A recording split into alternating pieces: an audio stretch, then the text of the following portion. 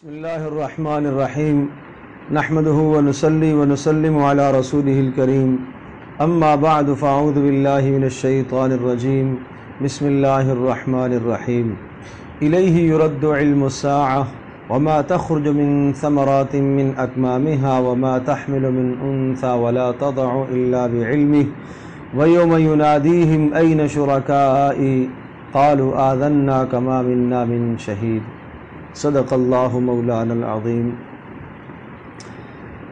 25ویں سپارے کے شروع میں سورہ حامیم سجدہ کا کچھ حصہ ہے، اور عرض کیا تھا کہ یہ صورتیں جو حامیم سے شروع ہونے والی ہیں، یہ 7 صورتیں تسلسل سے یہاں ذکر ہیں، اور یہ 7 کی 7 صورتیں مکی ہیں، اور ان 7 صورتوں میں قرآن مجید کے اندر جتنے بھی مضامین ہیں وہ مضامین ان میں اجمالی طور پر ذکر ہیں، اس لیے ان کو قرآن مجید کا خلاصہ بھی کہا جاتا ہے۔ اور تقریباً ہر ہی صورت کے آغاز میں قرآن مجید کے اعجاز اور قرآن مجید کی لاریب کتاب ہونے کی بات ہے، اور چونکہ 4 مضامین توحید، رسالت، کتاب، آخرت، یہ 4 مضامین کثرت سے ان صورتوں کے اندر ذکر ہیں، اور ہر صورت کے شروع میں قرآن مجید کے حوالے سے تو خاص طور پر بات ہے۔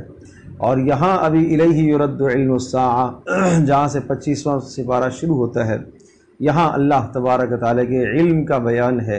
الیہ یرد علم الساعہ، قیامت کا علم بھی اللہ ہی کی طرف لوٹایا جا سکتا ہے، اللہ کے سوا کوئی نہیں جانتا۔ اور قیامت کے علم کی کیا تخصیص ہے؟ وما تخرج من ثمرات من اکمامہا، اور پھل جو نکلتے ہیں اور اپنے غلافوں سے باہر، اور اسی طرح سے کوئی بھی حاملہ اور اسی طرح سے کوئی بھی بچہ جننے والی، یہ سب کچھ اللہ کے علم میں ہے۔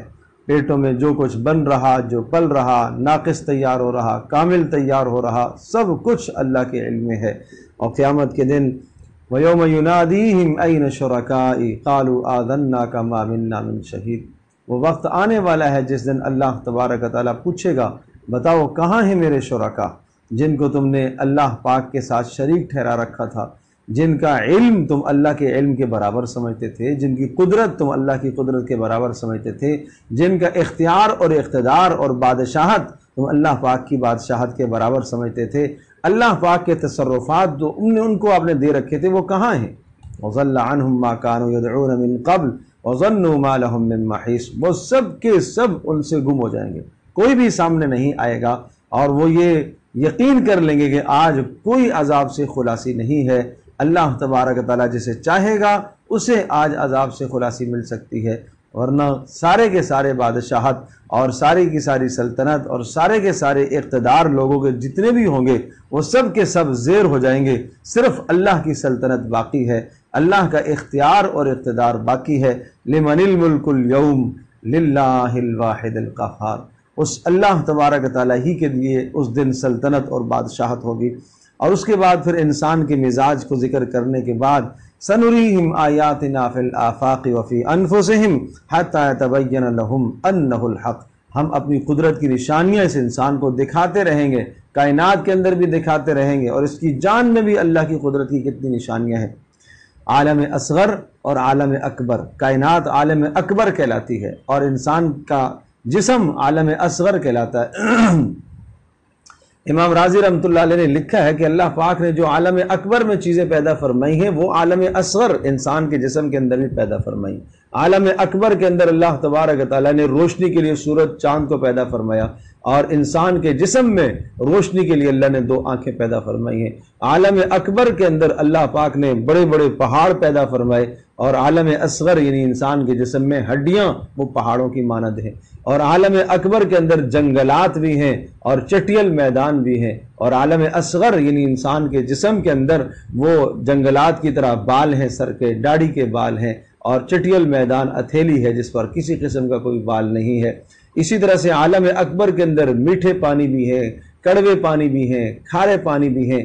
عالم اصغر انسان کے جسم کے اندر بھی اللہ پاک نے اسی قسم کے پانی پیدا فرمائے ہیں، لعاب ہے، اسی طرح سے آنکھوں سے نکلنے والا آنسو ہے، پتے کا پانی ہے۔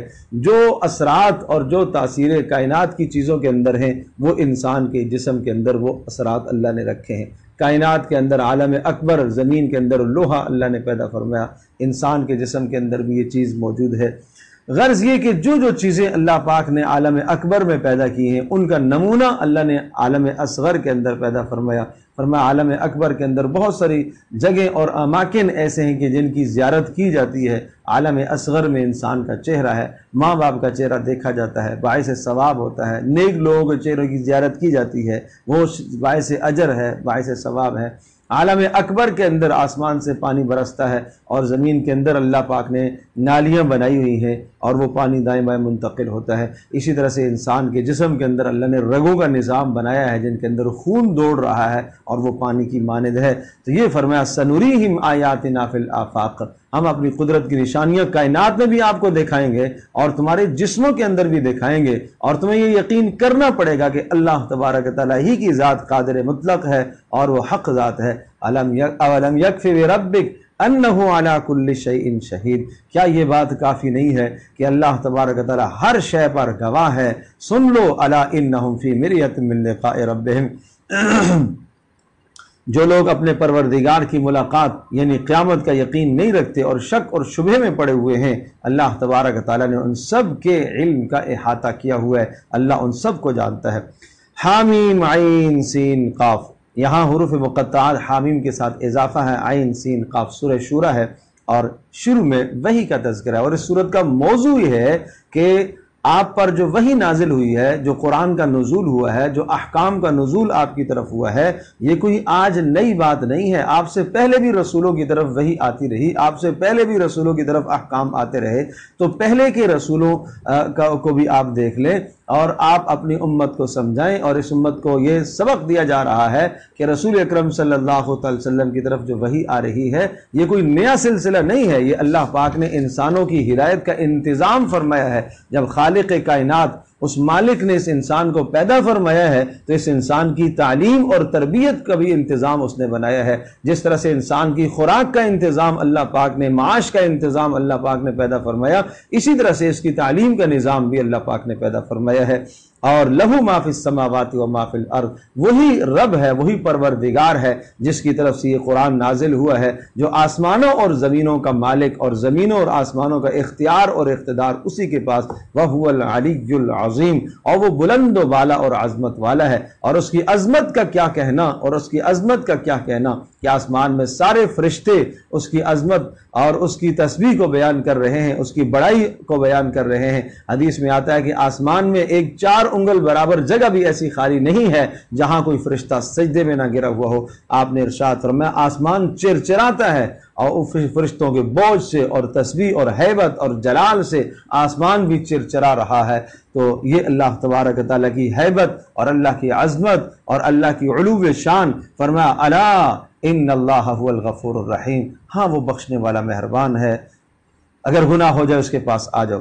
وَكَذَلِكَ أَوْحَيْنَا إِلَيْكَ قُرْآنًا عَرَبِيًّا، ہم نے قرآن اس لیے نازل کیا تاکہ آپ القرى مکہ والوں کو اور مکہ کے ارد گرد پوری دنیا کو آپ ڈرائیں، وَتُنذِرَ يَوْمَ الْجَمْعِ لَا رَيْبَ فِيهِ، اور قیامت کے دن سے ان کو ڈرائیے اور انہیں بتائیے ایک دن آنے والا ہے جس دن تم سب نے اللہ کے سامنے جانا ہے، فریق فی الجنہ و فریق فی السعیر، ایک جماعت جنت میں جائے گی اور ایک جہنم میں جائے گی۔ اور پھر اس کے بعد اللہ تبارک تعالیٰ نے یہ ذکر فرمایا وَمَا اخْتَلَفْتُم فِيهِ مِن شَيْءٍ فَحُكْمُهُ إِلَى اللَّهِ، جو بھی ان سب باتوں کے آنے کے بعد جو اختلاف کرتا ہے اس کا فیصلہ آپ اللہ پر چھوڑ دیجئے۔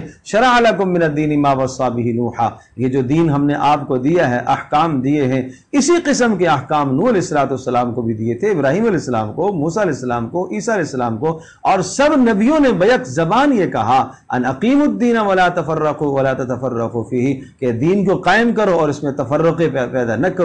بس بات یہ ہے کبر علی المشرکین ما تدعوہم الیہ، سب سے گراں بات یہ مشرکوں کو گزرتی ہے کہ آپ صرف اللہ کی طرف کیوں پکارتے ہیں۔ آج اگر اللہ کے ساتھ آپ اوروں کو پکارنا شروع کر دیں تو سارے جھگڑے ہی ختم ہو جائیں گے۔ اور یہ پوچھتے ہیں کہ عذاب کب قائم ہوگا، کہا ایمان والے والذین آمنوا مشفقون منہا، ایمان والے تو عذاب سے، قیامت سے ڈرتے ہیں اور وہ جانتے ہیں کہ یہ حق بات ہے، لیکن جب وہ قائم ہوگا تو پھر کسی کو مہلت نہیں دی جائے گی ہاں مہلت اس دنیا کے اندر ہے. من کان یرید حرث الآخرہ نزید لہ فی حرثہ، جو یہاں محنت کرتا ہے اور آخرت کی کھیتی چاہتا ہے، نیک اعمال کرتا ہے، ہم اس کو اور توفیق دیتے ہیں. ومن کان یرید حرث الدنیا نؤتہ منہا، اور جو دنیا کا طالب ہوگا اور کوشش کرے گا دنیا ہی کی، ہم اس کے لیے آخرت میں کوئی حصہ نہیں چھوڑیں گے، اس کو صرف دنیا کی نعمتیں ہی ملیں گی، دنیا کی چیزیں ہم چاہیں گے تو دے دیں گے. وَلَوْ بَسَطَ اللَّهُ الرِّزْقَ لِعِبَادِهِ لَبَغَوْا فِي الْأَرْضِ وَلَكِنْ يُنَزِّلُ بِقَدْرٍ مَا يَشَاءُ. جب دینے والا اللہ ہے تو پھر اللہ پاک اس دنیا کے اندر رزق کو وسیع کیوں نہیں کر دیتا؟ کہا اگر اللہ پاک رزق کو وسیع کر دے تو سارے کے سارے انسان باغی بن جائیں. وہ جانتا ہے وَلَكِنْ يُنَزِّلُ بِقَدْرٍ مَا يَشَاءُ کہ کس کو کتنا دینا ہے، کس کو کم دینا ہے، کس کو زیادہ دینا ہے. وہ اپنے بندوں کے تمام احوال و حالات سے آگاہ ہے. وَمَا أَصَابَكُم مِّن مُّصِيبَةٍ، یاد رکھنا اس دنیا میں جو بھی مصیبت تمہیں پہنچے گی وہ تمہارے اعمال کا نتیجہ ہے، لیکن تمہارے اعمال کا نتیجہ ہے بہت سارے تمہارے گناہوں پر اللہ مواخذہ نہیں کرتا، اللہ درگزر کرتا رہتا ہے، معاف کرتا رہتا ہے. کچھ تمہارے گناہوں کا نتیجہ اللہ دنیا میں تمہیں بھیجتا ہے مصیبت کی شکل میں، وہ اور اس لیے ہوتا ہے تاکہ تم اللہ کی طرف رجوع کرو. اللہ کے پسندیدہ لوگ وہ ہوتے ہیں والذین یجتنبون کبائر الاثم. نمبر 1 وعلی ربہم یتوکلون، ایمان ہو اور اللہ کی ذات عالی پر بھروسہ ہو. نمبر 2 یجتنبون کبائر الاسم، بڑے گناہوں سے بچتے ہوں اور چھوٹے گناہوں سے بھی بچنے کی کوشش کرتے ہوں. اور نمبر 3 وَإِذَا غَضِبُوا هُمْ يَغْفِرُونَ، اور جب غصہ ہو جاتا ہے تو درگزر کرتے ہیں، انہیں غصہ آئے تو درگزر کر دیتے ہیں، معاف کر دیتے ہیں. والذین استجابوا لربہم، چوتھی بات اللہ کے حکم کی پیروی کرتے ہیں اور خاص طور پر نماز. اور 5ویں بات وَأَمْرُهُمْ شُورَىٰ بَيْنَهُمْ، اور معاملات ان کے باہمی مشاورت سے طے ہوتے ہیں. اور 6ٹھی بات وَمِمَّا رَزَقْنَاهُمْ يُنْفِقُونَ، جو ہم نے دیا ہے اس میں سے خوب خرچ کرتے ہیں. اور 7ویں بات اِذَا أَصَابَهُمُ الْبَغْيُ هُمْ يَنْتَصِرُونَ، اگر ان کے ساتھ کوئی ظلم کرتا ہے تو بدلہ لیتے ہیں. یہ بات سمجھنے کی ہے، درگزر کرنا اور یہاں بات ہے بدلہ لینا، کہ بدلہ لینا ایک اچھی چیز ہے. یاد رکھیے گا کہ اگر کسی شخص نے آپ کے ساتھ زیادتی کر لی اور اس نے زیادتی اس طرح سے کر لی ہے کہ زیادتی کرنے کے بعد وہ شرمندہ اور نادم ہے، تو یہاں پر درگزر کرنا افضل اور بہتر ہے. لیکن اگر ایک شخص زیادتی پر زیادتی کرے جا رہا ہے اور دوسروں پر بھی زیادتی کر رہا ہے، اور اگر آپ کو یہ اندازہ ہے کہ اگر اس کو لگام نہ دی گئی اور اس کو روکا نہ گیا، بدلہ نہ لیا گیا اور اس سے قصاص نہ لیا گیا، تو یہ آگے چل کر اور فتنے پیدا کرے گا اور یہ اپنے ظلم پر اور جری ہوگا. تو پھر اس موقع پر بدلہ لینا چاہیے اور اسلامی جو طریقہ ہے بدلے کا. لیکن فرمایا وَجَزَاءُ سَيِّئَةٍ سَيِّئَةٌ مِثْلُهَا، جتنا آپ کو ستایا گیا ہے اتنا ہی بدلہ لینا. فَمَنْ عَفَا وَأَصْلَحَ فَأَجْرُهُ عَلَى اللَّهِ، اگر درگزر کر دیا تو اللہ کے ہاں اجر ہے. وَلَا مَنِ انتَصَرَ بَعْدَ ظُلْمِهِ، لیکن جو بدلہ لیتا ہے مظلوم ہو جانے کے بعد کوئی حرج نہیں ہے، وہ بدلہ لے سکتا ہے. ہاں انما السبیل علی الذین یظلمون الناس، ہاں ظلم ان لوگوں کا عمل ہے، ناحق وہ کرتے ہیں اور گناہ کی بات وہ کرتے ہیں جو لوگوں پر ظلم اور زیادتیاں کرتے ہیں اور زمین میں فساد پھیلاتے ہیں. ایسوں کے لیے اللہ نے دردناک عذاب تیار کر کے رکھا ہے. اور جو صبر کرتا ہے اور درگزر کرتا ہے یہ بڑی ہمت کا کام ہے، یہ ہمت کے کاموں میں سے ہے. اور پھر یاد رکھنا جس کے لیے اللہ گمراہی کا فیصلہ کر دے اس کے لیے کوئی ہدایت نہیں ہے، اور ہدایت کے فیصلے، گمراہی کے فیصلے اللہ کے یہاں ہیں. للہ ملک السماوات والارض، اس دنیا میں جو بھی نعمتیں انسانوں کو ملتی ہیں اللہ ہی دیتا ہے. یہب لمن یشاء اناثا ویہب لمن یشاء الذکور، جسے چاہتا ہے بیٹے دیتا ہے، جسے چاہتا ہے بیٹیاں دیتا ہے. او یزوجہم ذکرانا واناثا، جسے چاہتا ہے بیٹے بیٹیاں دونوں دے دیتا ہے. ویجعل من یشاء عقیما، اور جسے چاہتا ہے بانجھ قرار دیتا ہے، کچھ بھی نہیں دیتا. وما کان لبشر ان یکلمہ اللہ الا وحیا، بات وحی کی پھر آئی کہ اللہ تبارک و تعالیٰ کسی انسان سے بات نہیں کرتا، ہاں وحی کے ذریعے سے اللہ پاک فرشتے کو بھیجتا ہے. او من وراء حجاب، یا اسی طرح سے اللہ تبارک و تعالیٰ پردے کے پیچھے سے بات، جیسے موسیٰ علیہ السلام سے ہم کلام ہوا، یا اسی طرح سے اللہ تبارک و تعالیٰ نبی کے دل میں کوئی القاء کر دیتا ہے. یہ طریقہ ہے وحی کا. انہ علی حکیم. وکذالک اوحینا الیک روحا من امرنا ما کنت تدری ما الکتاب ولا الایمان یہ عظیم الشان کلام آپ کو دیا گیا ہے، اور اس کے نزول سے پہلے آپ کے پاس کتاب کا سلسلہ نہیں تھا۔ اللہ تبارک و تعالیٰ نے کتاب کے سلسلے کو قائم فرمایا ہے، ہدایت کے اسباب اللہ تبارک و تعالیٰ نے پیدا فرمائے۔ وَإِنَّكَ لَتَهْدِي إِلَىٰ صِرَاطٍ مُسْتَقِيمٍ، آپ سیدھے راستے کی طرف دعوت دیتے ہیں، اس پروردگار کا راستہ کہ جو آسمانوں اور زمینوں کا مالک ہے، اور تمام کے تمام معاملات اسی کی طرف لوٹ کر جائیں گے۔ حامیم والکتاب المبین سورۃ الزخرف ہے، اس کا مضمون ہے کہ ظالموں اور کافروں کے اعراض کی وجہ سے نصیحت پھر بھی آپ نہ ترک کریں۔ نصیحت کرنے سے آپ کو تو فائدہ ہوگا۔ نصیحت کے دو پہلو ہوتے ہیں، ایک نصیحت سے سامنے والے کو فائدہ ہوتا ہے، اور ایک نصیحت کرنے سے اپنے کہنے والے کو فائدہ ہوتا ہے۔ اگر سامنے والا پتھر دل ہو گیا، اسے فائدہ نہیں ہوگا تو آپ کو کم از کم فائدہ ہوگا، حجت پوری ہو جائے گی، آپ قیامت کے دن بری الذمہ ہو جائیں گے، اور اس پہنچانے کا ثواب آپ کو بھی پہنچے گا۔ اس لیے افنضرب عنکم الذکر صفحا ان کنتم قوما مسرفین، کیا یہ اسراف کر رہے اور حد سے تجاوز کر رہے اس وجہ سے ہم نصیحت کو چھوڑ دیں گے اور ترک کریں گے؟ وَكَمْ أَرْسَلْنَا مِن نَبِيٍّ فِي الْأَوَّلِينَ، کتنے پہلے بھی رسول آئے، نبی آئے، وَمَا يَأْتِيهِم مِّن نَبِيٍّ إِلَّا كَانُوا بِهِ يَسْتَهْزِئُونَ، ہر نبی کا استہزاء قوموں نے کیا، لیکن ان ظالموں کو، مستہزئین استہزاء کرنے والوں کو اللہ پاک نے ہلاک اور تباہ کیا۔ اور یہ آگے قدرت کی ایک بہت بڑی دلیل ہے، اور اگر آپ ان سے پوچھیں کہ آسمانوں اور زمینوں کو کس نے بنایا تو یہ کہیں گے اللہ نے بنایا ہے۔ تو جب اللہ نے بنایا ہے تو وہی اللہ ہے، اسی کی بندگی کرنے کا حکم ہے جس نے آسمانوں اور زمینوں کو بنایا، جس نے آسمانوں سے بارشوں کو برسایا، اور جس نے بنجر زمینوں کو زندہ کیا، اور جس نے تمہیں جوڑا جوڑا بنایا، یہ نعمتیں یاد دلوائی، اور جس نے تمہیں تمہارے لیے سواری کے اسباب پیدا فرمائے۔ کیا اس پروردگار کو تم چھوڑ کر کسی اور کے در پر تم جاتے ہو، کسی اور کا اپنا مقصود اور مطلوب سمجھتے ہو، کسی اور کو تم اپنا مسجود سمجھتے ہو؟ وَقَالُوا لَوْ شَاءَ الرَّحْمَنُ، اب یہ ظالم کہتے، کافر یہ کہتے کہ اگر اللہ تبارک و تعالیٰ چاہتا، ہم چونکہ اللہ کو چھوڑ کر دوسروں کی بندگی کرتے ہیں، شریک ٹھہراتے ہیں ساتھ، اور یہ اللہ پاک راضی ہے اس لیے کہ یہ بھی اللہ کے چہیتے ہیں، ان چہیتوں کا قرب حاصل کرنے کے لیے ان کے نزدیک محبوب بننا ایسا ہی ہے جیسے کہ اللہ کے نزدیک محبوب بننا ہے۔ اور اگر اللہ پاک کو یہ بات ناپسند ہوتی تو عذاب آتا۔ تو سمجھایا کہ بھائی تاخیر عذاب اللہ کی رضامندی کی دلیل نہیں ہوتی، تاخیر عذاب اللہ کی رضامندی کی دلیل نہیں ہے، یہ اللہ پاک کی حکمت ہے، یہ مہلت ہے، یہ اللہ کا حلم ہے، یہ اللہ کا تحمل ہے کہ وہ اس کفر کو دیکھ کر، شرک کو دیکھ کر برداشت کرتا ہے، تمہیں اس نے مہلت دی۔ باقی رسالت کے متعلق اور اللہ کی تقسیم کے متعلق ایک اشکال اور اعتراض، اس کا جواب دیا۔ مشرکین کہتے تھے اللہ پاک نے اس قرآن کو مکہ اور طائف کی دو بستیوں میں سے کسی بڑے آدمی پر کیوں نہیں اتارا جو مالدار ہوتا، صاحب خیر ہوتا اور ارباب اقتدار ہوتا؟ یہ ایک فقیر آدمی پر اللہ نے کلام اتارا، ایک یتیم پر اللہ پاک نے کلام کیوں اتارا؟ اس پر فرمایا اہم یقسمون رحمت ربک، کیا اللہ کی رحمت کو یہ بانٹتے پھرتے ہیں؟ نحن قسمنا بینہم معیشتہم فی الحیات الدنیا، ہم نے دنیا کے اندر تمہاری معاش کے تمام کے نظاموں کو ہم نے تقسیم کیا ہے، کسی کو مال زیادہ عطا فرمایا ہے، کسی کو علم سے نوازا ہے، کسی کو مال بالکل سرے سے نہیں دیا، فقر کی زندگی گزار رہا، کہا یہ سب کچھ یہ ہمارا نظام ہے۔ ورفعنا بعضهم فوق بعض، اور بعض کو ہم نے بعض پر درجے دیے، کسی کو علمی تفوق اللہ نے دیا، کسی کو اللہ پاک نے نبوت سے سرفراز فرمایا، کسی کو اللہ تبارک و تعالی نے مال دیا، کیوں؟ لیتخذ بعضهم بعضا سخریا، تاکہ تم ایک دوسرے کی اس دنیا میں کام آ سکو۔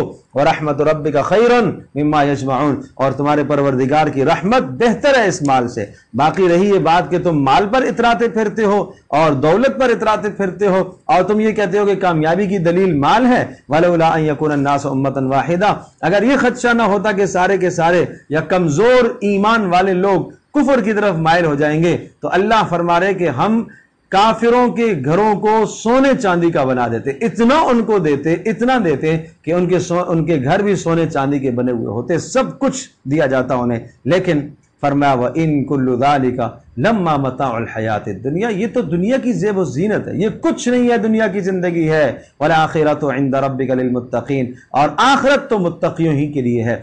پھر یاد رکھنا وَمَن يَعْشُ عَن ذِكْرِ الرَّحْمَن، جو قرآن سے اعراض کرتا ہے، اللہ کی نصیحت سے اعراض کرتا ہے، اس کے پیچھے ہم شیطان لگا دیتے ہیں، اور شیطان اس کے ساتھ کیا کرتا ہے؟ نمبر 1 لِيَصُدُّونَهُمْ عَنِ السَّبِيلِ، حق سے اس کو پھیرتا رہتا ہے، حق سے پیچھے کرتا رہتا ہے، نیکی کی طرف نہیں جانے دیتا۔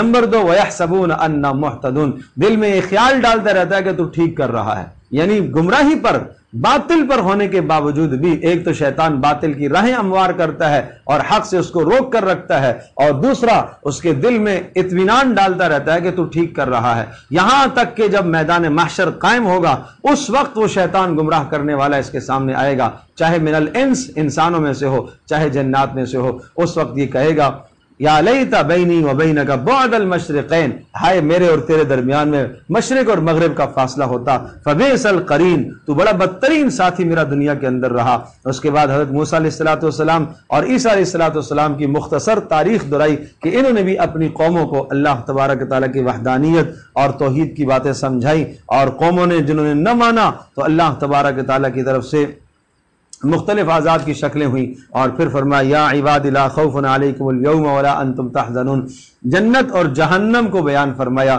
کہ اہل ایمان اور جو ماننے والے انبیاء کی دعوت کو قبول کرنے والے ان کے لیے جنت ہے، اور ان سے کہا جائے گا ادخلوا الجنت انتم وازواجکم تحبرون، تم بھی اور تمہاری بیویاں بھی جنت کے اندر داخل ہو جاؤ اور خوشی سے تم رہو گے۔ یطاف علیہم بصحاف من ذهب واکواب، اور جنت کے خوبصورت چھوٹے چھوٹے بچے ان کے پاس جنت کے پیالے اور گلاس اور آب خورے لے کے آئیں گے، اور قسمہ قسم کی جنت کی مشروبات ان کو پیش کریں گے۔ وَفِيهَا مَا تَشْتَهِيهِ الْأَنفُسُ، اور جو ان کی جانیں چاہیں گی، جو یہ چاہیں گے اللہ پاک وہ سب دے گا، اور کہا جائے گا تم ہمیشہ ہمیشہ یہاں پر رہو گے، اس جنت کا اللہ نے تمہیں وارث بنایا ہے، اور یہ بھی اور اس کے علاوہ اور بھی اللہ نے تمہارے لیے بہت کچھ تیار کر کے رکھا ہے۔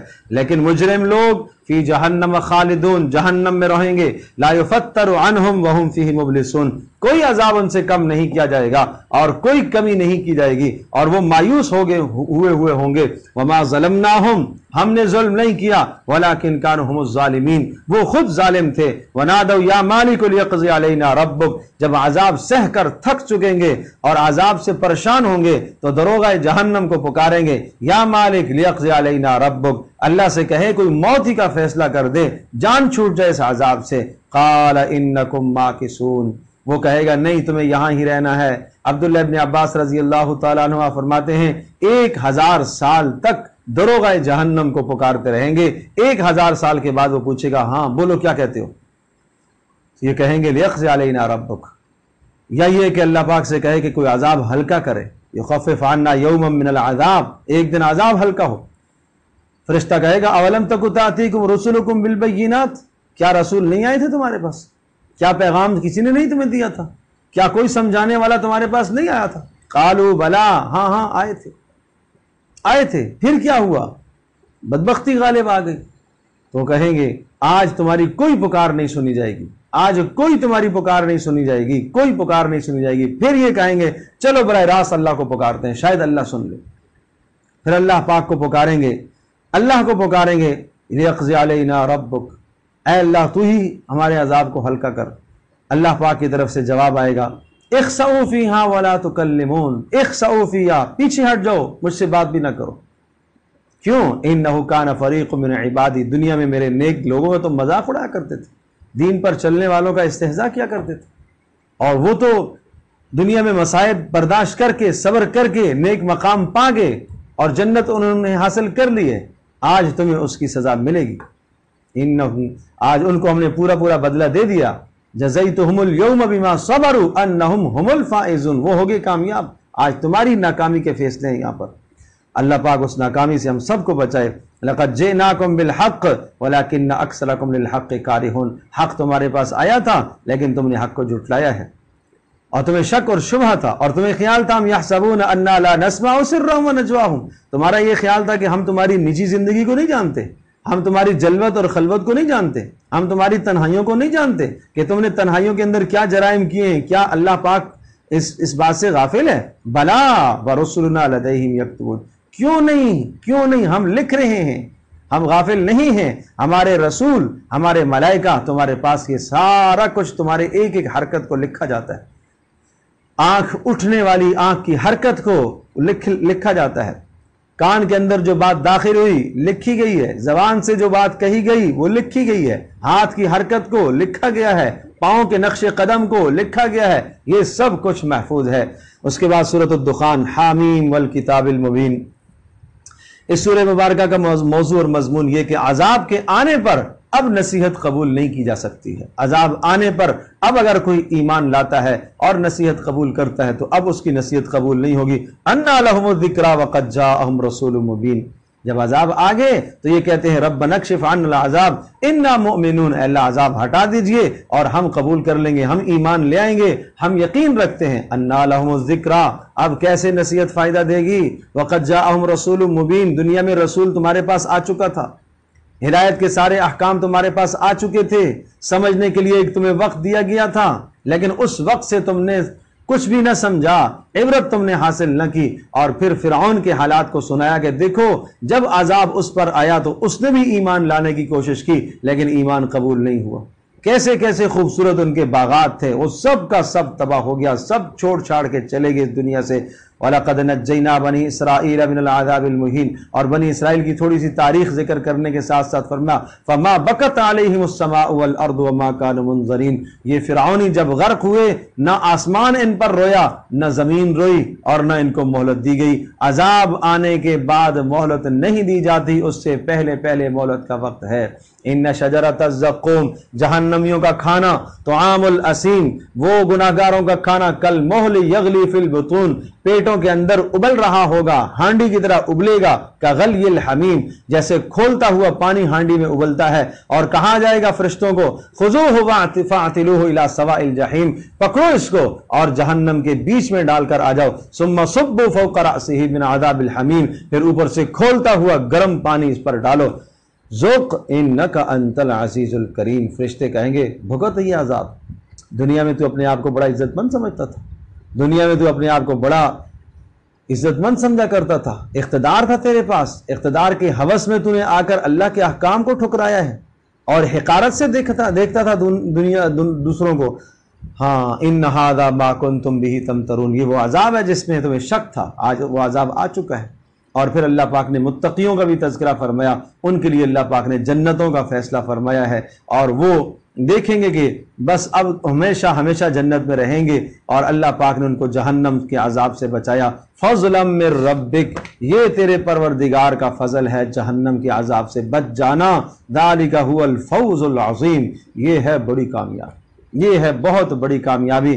حامیم تنزیل الکتاب من اللہ العزیز الحکیم، سورۃ الجاسیہ، جاسیہ کا موضوع قیامت ہی قیامت ہے۔